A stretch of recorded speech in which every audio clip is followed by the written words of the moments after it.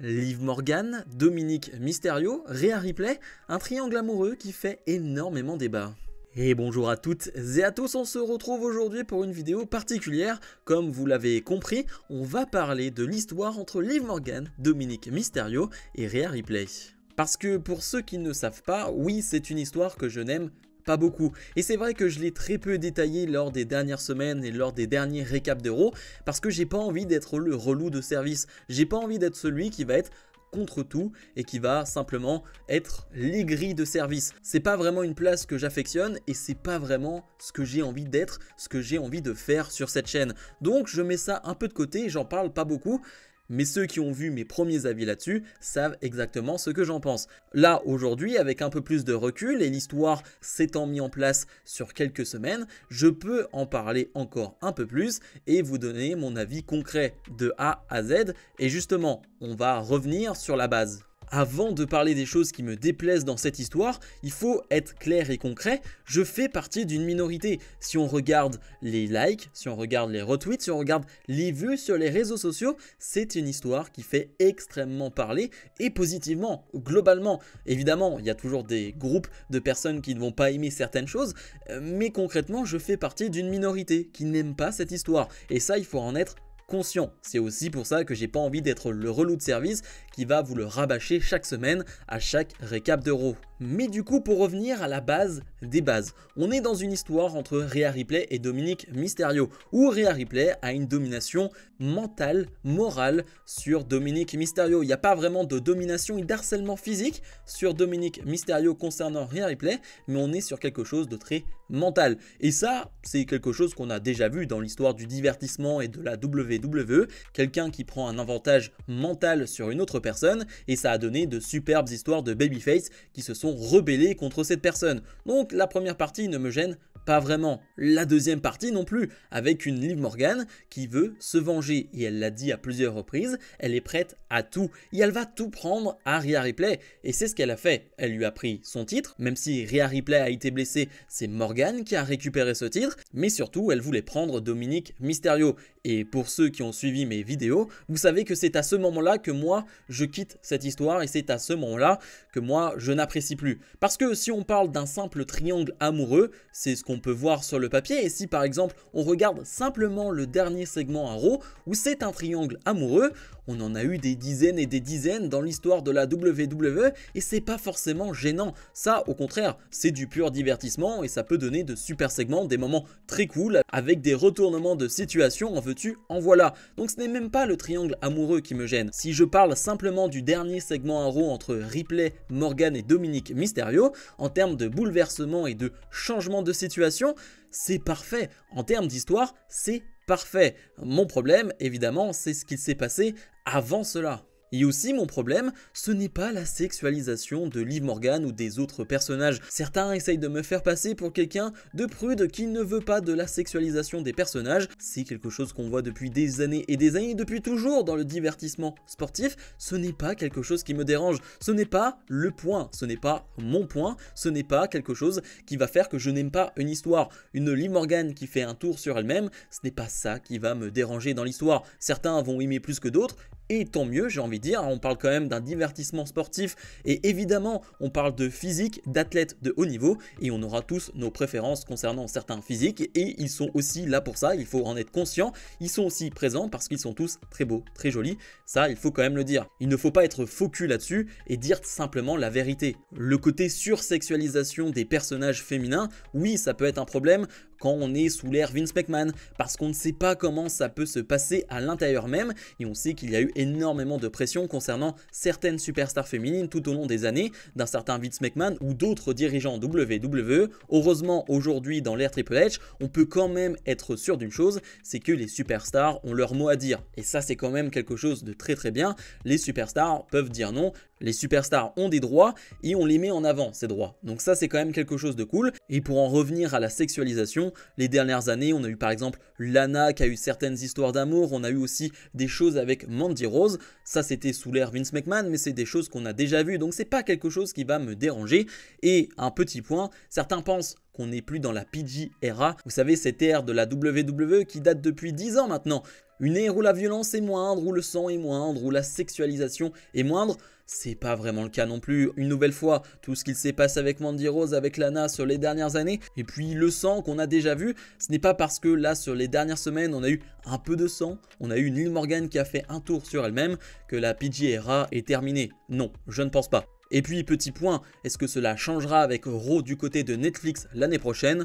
J'en suis pas sûr du tout. Donc là, je vous ai dit tout ce qui ne me dérange pas dans cette histoire pour en venir à ce qui me dérange vraiment. Et je le dis depuis le début, c'est l'harcèlement physique, presque sexuel de la part de Liv Morgan sur Dominic Mysterio. Vous pouvez en penser ce que vous voulez, mais factuellement, il y a des agressions sexuelles de la part de Liv Morgan sur Dominic Mysterio. Quand un homme dit non, quand une femme dit non et que la personne d'en face continue, c'est une agression. Je ne peux pas être plus clair que ça. Je pense à un segment en particulier en backstage où Dominic Mysterio est dans une position très délicate et Liv Morgan continue à le toucher à certains endroits et veut descendre de plus en plus bas dans une position très délicate. Dominic Mysterio dit non quand même et Liv Morgan continue. Alors certains diront « Ouais mais Dom, on voit bien qu'il a envie de… » Non.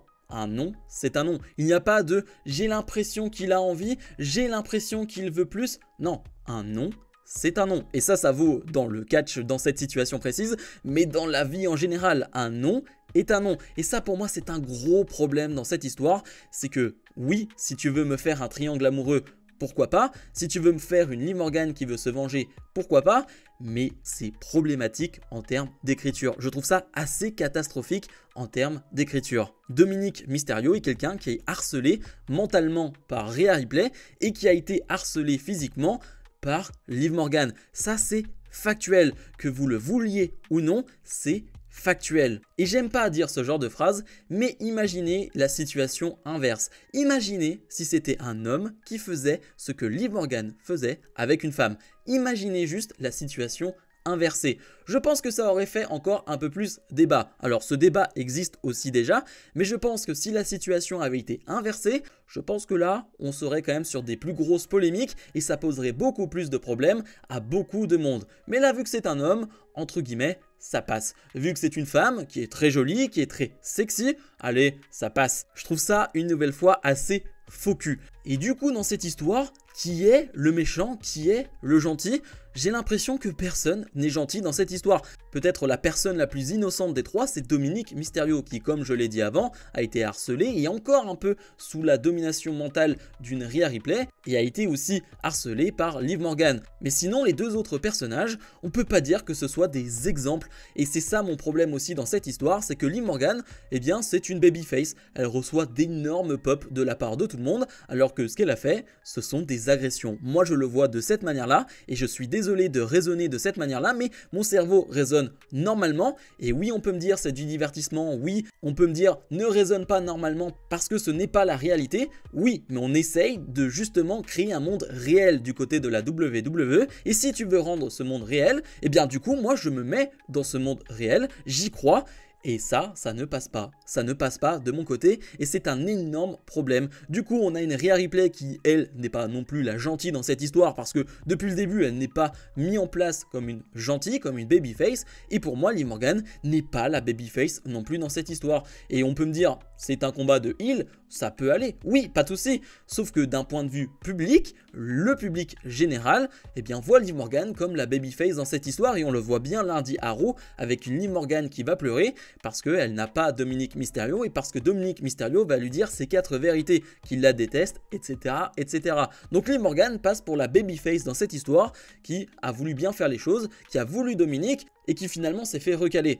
Mais moi, c'est absolument pas ce que j'ai vu. Et outre ce gros point que je n'aime pas dans cette storyline, le point qui me gêne le plus, c'est le fait que le titre soit mis au second plan. Alors c'est pas toujours le cas dans la storyline parce qu'à quelques reprises on nous rappelle quand même que c'est une vraie rivalité pour le titre, mais ça reste trop peu. On parle quand même du titre féminin du côté de Raw, Liv Morgan face à Rhea Ripley, c'est quand même une belle affiche sur le papier. La championne qui a dû lâcher son titre, Rhea Ripley car elle était blessée, puis celle qui a pris ce titre pendant son absence, ça devrait mettre en avant la rivalité autour du titre.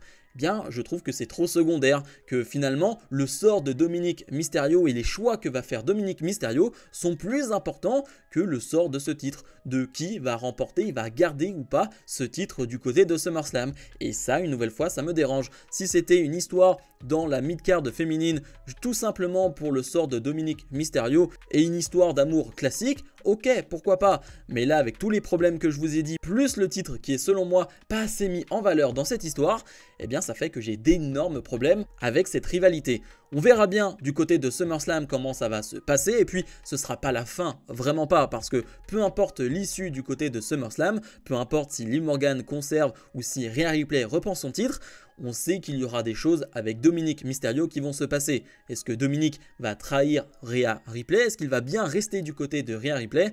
On ne sait pas, tout est possible dans cette histoire, mais cela va continuer. Et encore une fois, ça peut être bien écrit aujourd'hui, maintenant, en tant que triangle amoureux, mais vu qu'à la base, ce n'est pas un triangle amoureux, et vu qu'à la base, on parle d'agression, moi je suis désolé, je suis totalement à côté de cette histoire. Je voulais être très précis dans cette vidéo pour vraiment détailler mon point de vue sur cette histoire, et après vous pouvez ne pas être d'accord avec moi, c'est pas très grave, et je sais que beaucoup ne seront pas d'accord avec moi, mais j'avais besoin quand même de détailler tout ça, et je pense que mon point est totalement valable, et que ça ne vous empêche pas vous de kiffer cette storyline. Une nouvelle fois, je suis personne pour vous dire quoi aimer ou non.